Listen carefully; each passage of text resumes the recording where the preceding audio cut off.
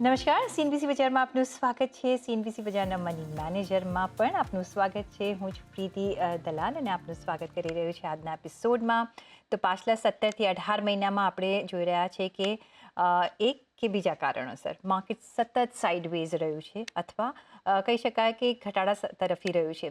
Trade war અને ત્યારબાદ US, Iran, Israel યુદ્ધે માર્કેટના sentiments ઘણા બગાડી દીધા છે. પણ શું આ ઘટાડો રોકાણની એકતા કાપી રહ્યો છે? જો છે તો ક્યાં અને કઈ રીતના રોકાણ કરવા જોઈએ તે અંગે આજે આપણે ચર્ચા કરીશું. અને આ ચર્ચામાં આપણી સાથે જોડાયા છે રૂપી વિથ ઋષભના ઋષભ દેસાઈ. ઋષભ, ઘણું સ્વાગત છે. અને આપણી ઇન્વેસ્ટરની આઈ થિંક પેશન્સની એક અત્યારના એકદમ ટેસ્ટ ચાલી રહી છે કે કેટલા આપણે પેશન્સ રહીએ છીએ, કેટલા આપણે રેઝિલિયન્ટ રહીએ છીએ, કે તમારું રોકાણ તમે ચાલુ રાખી રહ્યા છો કે નહીં. અને જે રિટેલ ઇન્વેસ્ટર છે ખાસો સપોર્ટ આપ્યો છે અત્યાર સુધીના આપણા માર્કેટને, કારણ કે એફઆઈએસ તો આપણે અવરજવર રહી છે ને અત્યારના તો સતત એ લોકો આઉટફ્લો જોઈ રહ્યા છે. તો ત્યાં સુધી સંભાળ્યું છે ડીઆઈએસ અને રિટેલ ઇન્વેસ્ટર્સને, પણ અત્યારના એમની પેશન્સ પણ થોડી વોલેટાઇલ થતી આપણે જોઈ રહ્યા છે, બિકોઝ રિટર્ન્સ નથી છૂટતા. અને આ જે અનસર્ટનિટી છે is really killing there sentiments. કઈ રીતના જોવું જોઈએ? આજે 17 થી 18 મહિનાનો આપણે એક સ્લો મૂવિંગ પીરિયડ જોયો છે. કઈ રીતના આપણે જોઈ શકાય કે એક અહીંયા ઇન્વેસ્ટમેન્ટ ઓપોર્ચ્યુનિટી બની રહી છે કે આ એક સ્લો એન્ડ સ્ટેડીનેસ હજી પણ આપણે થોડો વખત આગળ જોઈશું? પ્રીતિ, પહેલા તો તમારો ખૂબ ખૂબ આભાર મને શો પર બોલાવવા માટે. તમે બહુ કરેક્ટલી કહ્યું કે FIIs unfortunately at this point of time Indian ઇકોનોમીને, ઇન્ડિયન કેપિટલ માર્કેટ્સને સપોર્ટ નથી કરી રહ્યું. અને જે એકચ્યુઅલમાં જે સપોર્ટ કરી રહ્યું છે આર ધ ડીઆઈઆઈઝ અને રિટેલ ઇન્વેસ્ટર્સ. અલ્ટિમેટલી જો એફઆઈઆઈઝને જ્યાં રિટર્ન્સ અને અર્નિંગ્સ જોવા મળશે ત્યાં જ ભાગવાના છે in the end of the day. Preeti, એક થોડું એક કોન્ટેક્સ્ટ આપી દઉં છું તમને ને તમારા દર્શકોને કે આ 17 ને 18 મહિનામાં શું થઈ રહ્યું છે, શું થયું, અને આ સાઇડવેઝ ડાયરેક્શન કેમ ઇક્વિટી માર્કેટ્સમાં આપણને જોવા મળી છે. નંબર 1, આપણે પહેલા જોશું કે 2024માં સપ્ટેમ્બર મહિનામાં ઇક્વિટી માર્કેટ્સે પીક આઉટ કર્યું. અને from that point of time equity markets have started the sidewise direction, કારણ કે વેલ્યુએશન્સ એટલા એક્સપેન્સિવ હતા અને અર્નિંગ્સ અનફોર્ચ્યુનેટલી એકલું કેચઅપ નહોતી કરી રહ્યું. That is number 1. નંબર 2, 2025માં પણ આપણે ઇક્વિટી માર્કેટ્સને સાઇડવેઝ ડિરેક્શનમાં અને અર્લી ઓફ 2025માં આપણે એક એબ્સોલ્યુટ પ્રાઇસ કરેક્શન પણ જોયો, અને ઓવરઓલ 2025માં આપણે એક ટાઈમ કરેક્શનમાં જોયો. એના 3 મુખ્ય કારણ છે. એક છે નંબર 1, વીક અર્નિંગ્સ. નંબર 2, કે જે યુએસની જે ટેરિફ અનસર્ટનિટી અને ટેરિફ વોર હતો એના કારણે પણ માર્કેટ સાઇડવેઝ ડિરેક્શનમાં ગયું. અને આપણે જોયું કે 2025માં હેવીલી એફઆઈઆઈ સેલિંગ પણ થયું, અને બીજા ઇકોનોમીઝમાં, whether it is China, Taiwan or the US ઇકોનોમીમાં, ઘણા બધા FIIs pulled out the money from the Indian markets, અને એ લોકો યુએસ, ચાઇના અને તાઇવાન જેવા ઇકોનોમીઝમાં પૈસાની રોકાણ કરી છે. નંબર 3, કે 2026માં પણ આપણે કેમ આ પ્રાઇસ કરેક્શન ને ટાઈમ કરેક્શન જોઈ રહ્યા છે, ઇઝ બીકોઝ કે અર્લી ઓફ 2026માં એઆઈ ડિસ્રપ્શનના ઘણા બધા ન્યૂઝ આવ્યા, અને આપણે જોયું આઈટી એઝ અ સેક્ટર બહુ હેવીલી હેમ્પર થયું. અને એઆઈના જે ડિસ્રપ્શનના કારણે એવા ફિયર્સ આવ્યા કે જોબ લોસીસ ઘણા બધા થશે, ઘણા બધા સેક્ટર્સ અફેક્ટ થઈ જશે, અને ઇન્ટર્ન જેવી રીતના જોબને સેક્ટર્સ અફેક્ટ થશે, અલ્ટિમેટલી અર્નિંગ્સ પણ અફેક્ટ થવાના ચાન્સીસ એ લોકોને દેખાઈ ગયા. એટલે ઇકોનોમી અને કેપિટલ માર્કેટ સાઇડવેઝ ડિરેક્શનમાં જવાનું કન્ટિન્યુ રાખ્યું. અને મોસ્ટ ઇમ્પોર્ટન્ટલી હમણાં આપણે એક એકચ્યુઅલમાં એક પ્રાઇસ કરેક્શન જોઈ રહ્યા છે, કારણ કે મિડલ ઇસ્ટમાં જીઓપોલિટિકલ ટેન્શન્સ બહુ એલિવેટેડ છે. એસ્પેશિયલી ઇઝરાયલ, ઇરાન અને જે યુએસની જે વોર ચાલી રહી છે, એમાં ઘણું બધું ઓઇલ પણ સ્પાઇક અપ થઈ ગયું છે. અને because of oil spiking up અને ડોલર સ્ટ્રેન્થનિંગ, બેઝિકલી આપણે આ ઇન્ડિયન ઇકોનોમીમાં અને ઇન્ડિયન કેપિટલ માર્કેટ્સમાં આપણે વીકનેસ જોવા મળી છે. સો મારા ખ્યાલમાં there are multiple factors which are playing a role કે ઇન્ડિયન ઇકોનોમી અને ઇન્ડિયન માર્કેટ્સને કેમ સાઇડવેઝમાં ખેંચી રહ્યું છે અને ડાઉનવર્ડ્સ ખેંચી રહ્યું છે. એ બેઝિકલી આ 3-4 મુખ્ય કારણ છે જે મેં એક્સપ્લેન કર્યું. To answer the second part of your question, Preeti, કે મને આ ટાઈમમાં મને બહુ જ સારી ઓપોર્ચ્યુનિટી દેખાઈ રહી છે, કારણ કે આપણે જ્યારે પણ પ્રાઇસને ટાઈમ કરેક્શનમાં એન્ટર થયા છે અને જ્યારે પ્રાઇસને ટાઈમ કરેક્શનનો સમય ખતમ થયો છે, એની પછી markets have shot up tremendously. So I feel this is a very good time, કારણ કે Indian capital markets have also underperform the global capital markets. So number one કે ટાઈમ કરેક્શનમાં માર્કેટ છે, વેલ્યુએશન્સ આર ઓલ્સો રીઝનેબલ, અને plus Indian capital markets have underperform the global peers. So આ કારણ are very good in terms of upside opportunity and in terms of margin of safety. So this is a very good time to invest in the Indian capital markets, yes, Preeti. તો અહીંયા it's a best time કે તમે અહીંયા invest કરો Indian capital માર્કેટ્સમાં. Rising oil prices અને of course જે ડોલરમાં આપણે અપ્રિસિએશન જોયું છે એના લીધે અહીંયા એક માર્કેટમાં એક સાઇડવેઝ આપણે મોમેન્ટમ જોઈ રહ્યા છીએ. પણ શું લાગે છે કેટલું આ વોર આપણને ક્યારે એન્ડ થશે મને નથી ખબર, પણ જે ઇન્ડિયન માર્કેટ્સની જે સિચ્યુએશન છે, જે સાઇડવેઝ મોમેન્ટમની છે, એ કેટલી હજી વધારે પ્રિવેલ કરી શકે છે? બિકોઝ વેલ્યુએશન પોઈન્ટ ઓફ આપણે જોઈએ તો માર્કેટમાં ઘણી બધી ઓપોર્ચ્યુનિટી છે ખરીદી માટે અત્યારના. Preeti, absolutely yes. બે ક્વાર્ટર્સથી જે અર્નિંગ્સ ગ્રોથ રહ્યા છે એ બહુ સારા રહ્યા છે. બે ક્વાર્ટર્સથી જે જીડીપી ગ્રોથ રહ્યો છે ઇન્ડિયન ઇકોનોમીનો, એ પણ બહુ સારો રહ્યો છે. આપણે ક્વાર્ટર થ્રીમાં જે કેલેન્ડર યરનું જે ક્વાર્ટર થ્રી છે એમાં આપણે જે જોયું છે, જે જીડીપી ગ્રોથ 8.2% આવ્યું હતું, અને પ્લસ હમણાં જે આપણે જે લેટેસ્ટ જીડીપી ગ્રોથ આવ્યું છે which is close to 8%. So GDP growth 7-8%ના રેન્જમાં આવ્યું છે. પ્લસ તમે જે અર્નિંગ્સ જોશો, અર્નિંગ્સ પણ સારા આવ્યા છે. મિડ ને સ્મોલ કેપ્સના જે અર્નિંગ્સ, જે નિફ્ટી 150 મિડ કેપનું જે ઇન્ડેક્સ છે ને નિફ્ટી સ્મોલ કેપ 250નું જે ઇન્ડેક્સ છે, એનું એગ્રીગેટ અગર અર્નિંગ્સ જોવા જોશો તો 15% પ્લસ પેટ ગ્રોથ આવ્યું છે, which is very very good. So I feel that કે હમણાં જે વોલેટિલિટી જે નજર આવી રહી છે, it is more of external factors, જે ગ્લોબલ ફેક્ટર્સના કારણે આવી રહી છે. આપણી fundamental are very strong. Fundamental growth of the economy અને fundamental growth of the companies, જે લિસ્ટેડ કંપની છે, એ પણ સારું છે. સો મારા ખ્યાલમાં આ બેઝિકલી એક્સટર્નલ ફેક્ટર્સ ને જીઓપોલિટિકલ ટેન્શન્સના વજહથી આપણે જે વોલેટિલિટી જોઈ રહ્યા છે. સો આઈ ફીલ કે એટલીસ્ટ આઈ ડોન્ટ થિંક કે આ war is going to subside sometime soon. I feel કે એટલીસ્ટ 3 to 6 months તમે પકડીને રાખો એટ ધ મિનિમમ. 3 મહિના તો મિનિમમ.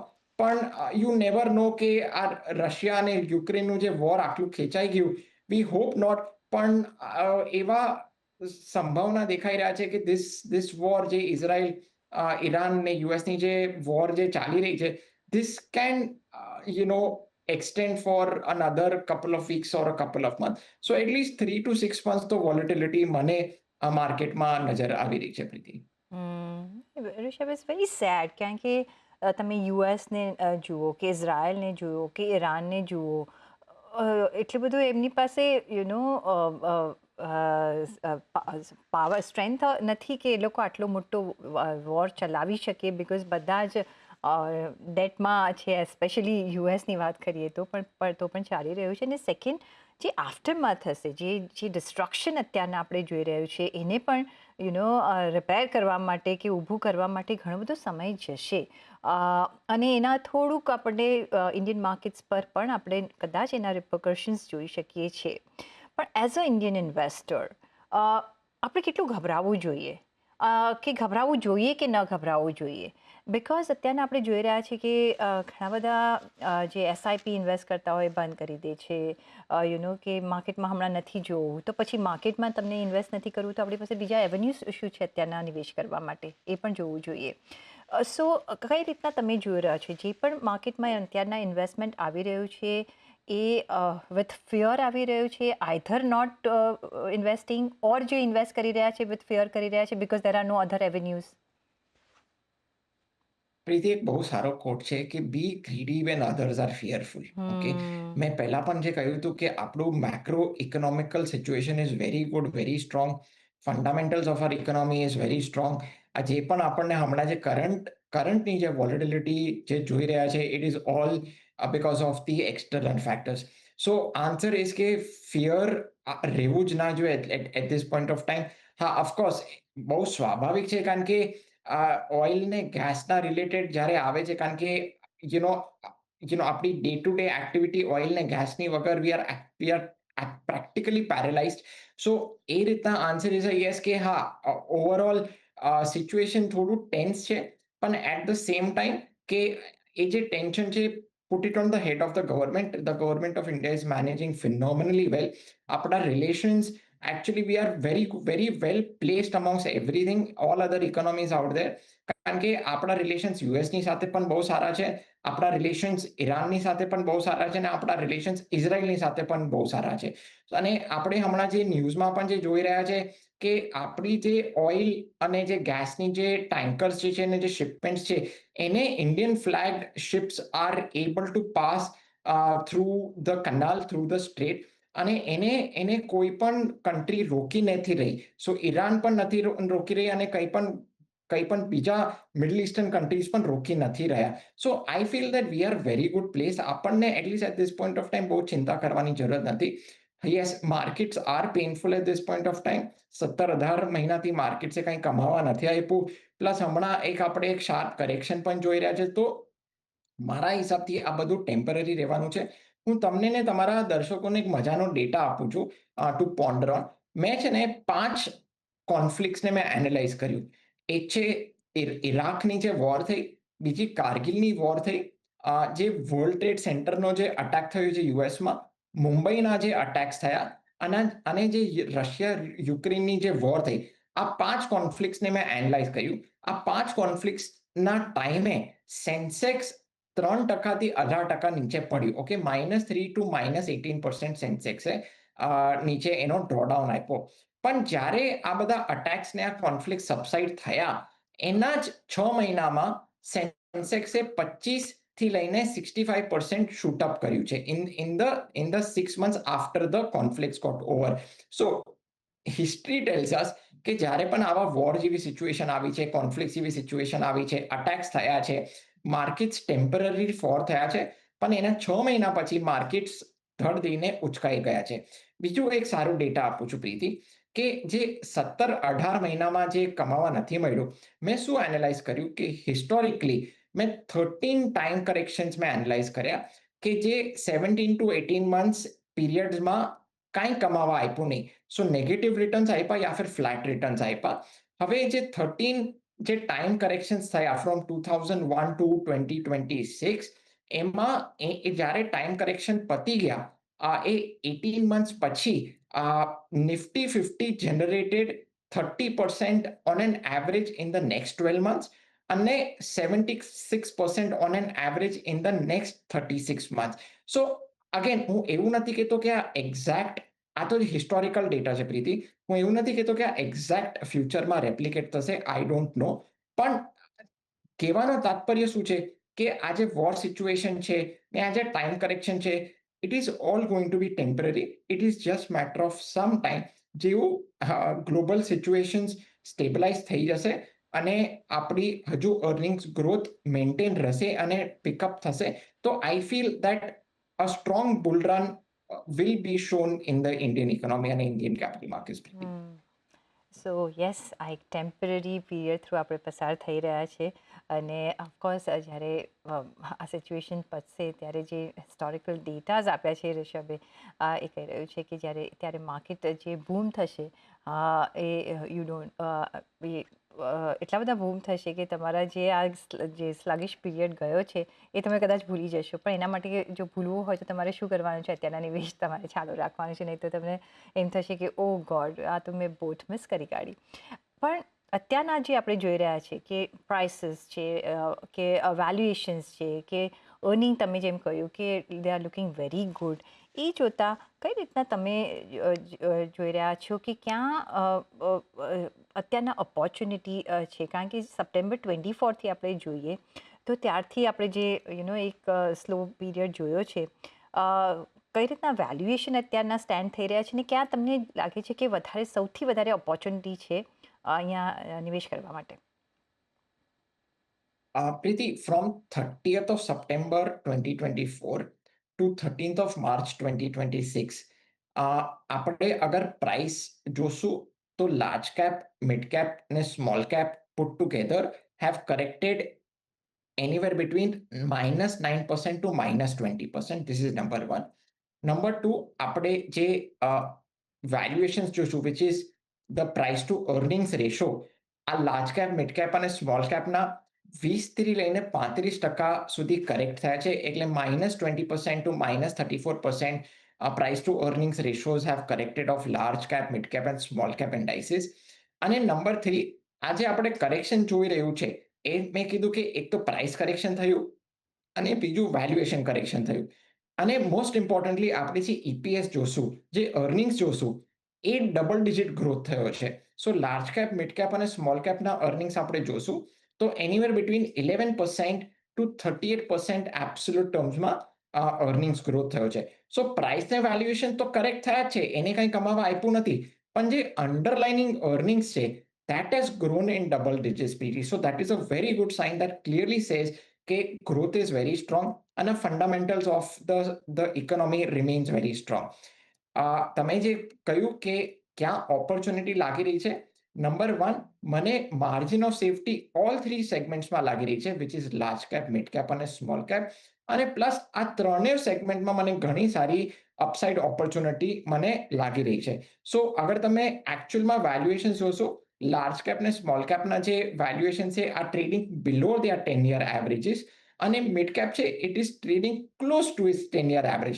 સો ઓવરઓલ તાત્પર્ય એ છે કે પ્રાઇસ પણ સારો છે, સપોર્ટ કરે છે from an upside opportunity point of view, અને from margin of safety point of view valuations પણ સારા સપોર્ટ કરી રહ્યા છે. સો મને લાર્જ કેપ, મિડ કેપ અને સ્મોલ કેપ ત્રણેય સેગમેન્ટમાં મને ઘણી સારી ઓપોર્ચ્યુનિટી લાગી રહી છે at this point of time, Preeti. So that brings me to the next question કે જ્યારે લાર્જ, મીડિયમ અને સ્મોલ કેપ સ્પેસમાં જ્યારે વેલ્યુએશન આર ગુડ અને અહીંયા ઘણી બધી ઇન્વેસ્ટમેન્ટ ઓપોર્ચ્યુનિટી છે અને અર્નિંગ ડેટાઝ પણ અહીંયા આપણે સારા દેખી રહ્યા છે. From the investor point of view કઈ રીતના જોવાનું? હવે આપણે નિવેશ કરવું છે અત્યારના, કારણ કે અત્યારના ઓપોર્ચ્યુનિટી છે નિવેશ કરવા માટે, તો કયા રેશિયોમાં કે કઈ સ્ટ્રેટેજીથી આ ત્રણેય એરિયાઝ આપણે કવર કરી શકીએ આપણા બેનિફિટ માટે? પ્રીતિ, જેટલું પણ ટેમ્પટિંગ પ્રાઇસ દેખાય ને જેટલું પણ ટેમ્પટિંગ વેલ્યુએશન્સ દેખાય, આઈ વુડ સ્ટ્રોંગલી રેકમેન્ડ કે તમારું રિસ્ક એપેટાઇટ હોય ને તમે લાંબો સમય રાખી શકતા હો તો જ તમે ઇક્વિટી માર્કેટ્સમાં નિવેશ કરજો.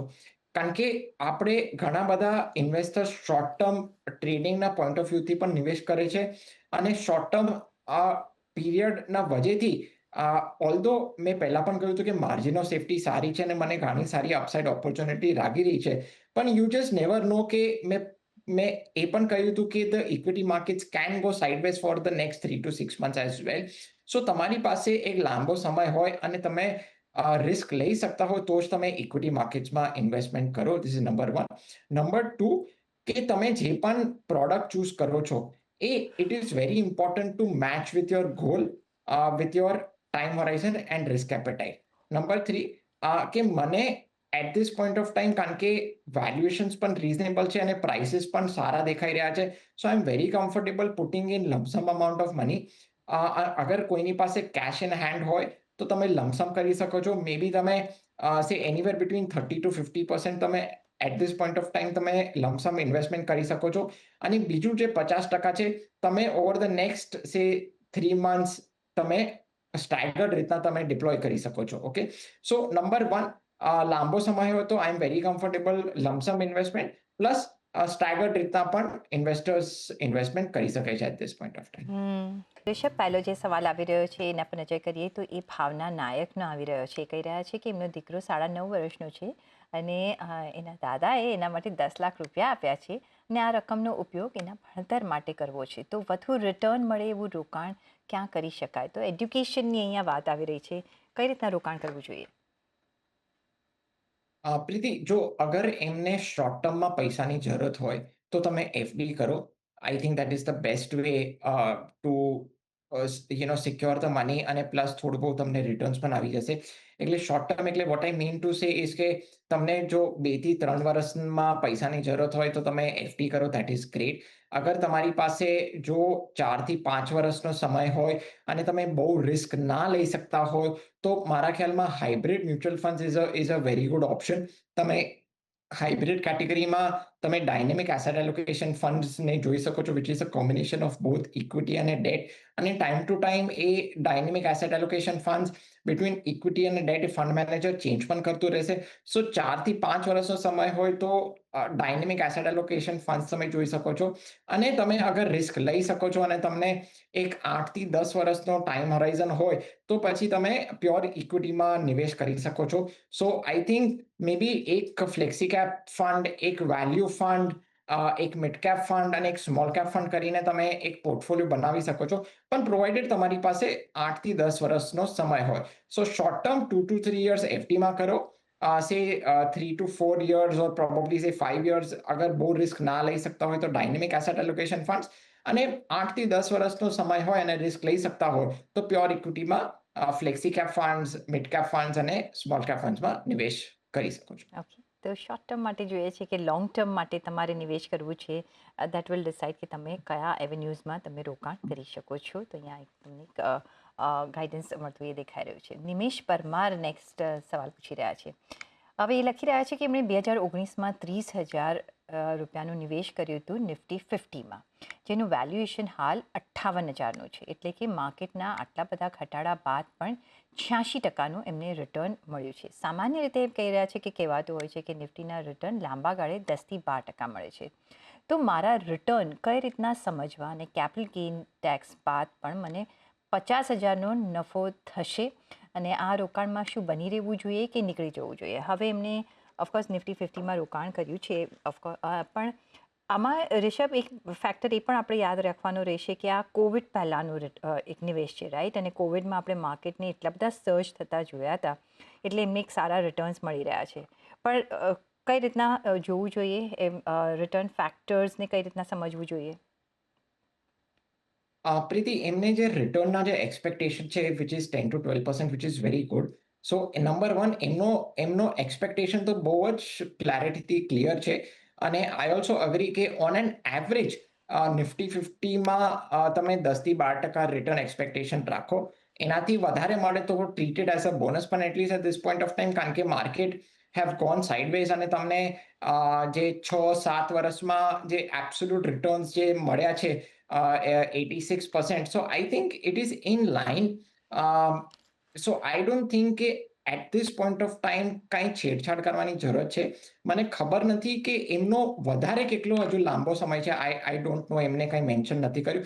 સો ટુ બી વેરી ક્લિયર કે અગર જો આગળ 3 થી 5 વર્ષનો સમય હોય તો આરામથી તમે કન્ટિન્યુ રાખો. તમને પૈસાની જરૂરત હોય, કારણ કે બધું પોઝિટિવમાં છે, પૈસાની જરૂરત હોય તો તમે ડેફિનેટલી રિડીમ કરી શકો છો. પણ આઈ ફીલ કે માર્કેટ એક ટાઈમ કરેક્શનમાં છે. Markets have not done that well. અગર થોડો સમય હોય તો બી ઇન્વેસ્ટેડ. એક નેક્સ્ટ બુલ રન આવશે, પછી તમને કંઈક રિડીમ કરવું હોય કે પાર્શિયલ રિડીમ કરવું હોય કે ફૂલ રિડીમ કરવું હોય તો કરી શકો છો. પણ અગર પૈસાની જરૂરત નથી તો I think Nifty 50 is a very good product. કાંઈ કરવાની જરૂરત નથી. તમે આમાં એકચ્યુઅલી 10, 15, 20 વર્ષ પણ તમે પૈસા નાખીને ભૂલી જશો તો એ કાંઈ ચિંતાની વસ્તુ નથી, કારણ કે it is a passive product અને તમે ટોપ 50 કંપનીઝમાં તમે ઇન્વેસ્ટમેન્ટ કરી રહ્યા છો. So number one, return expectation is good.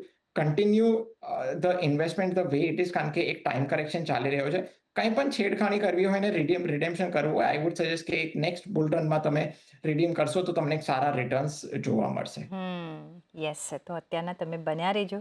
જો તમને પૈસાની જરૂરત ન હોય તો અહીંયા તમને હજી એક બુલ રન આવશે, એમાં પણ તમને એડવાન્ટેજ મળશે, ને પછી યુ કેન ડિસાઇડ કે તમને પાર્શિયલ વિડ્રોલ કરવું છે, નથી કરવું. તમારે જો પૈસાની જરૂરિયાત છે નથી, કારણ કે અહીંયા જો તમે લોંગ ટર્મ માટે, અને એ બી 15 થી 20 વર્ષ માટે બી જો તમે અહીંયા બન્યા રહેશો તો તમને નુકસાન નહીં થાય, કારણ કે જે નિફ્ટી 50 કંપનીઝ હોય છે એ બધી લાર્જ કેપ વેલ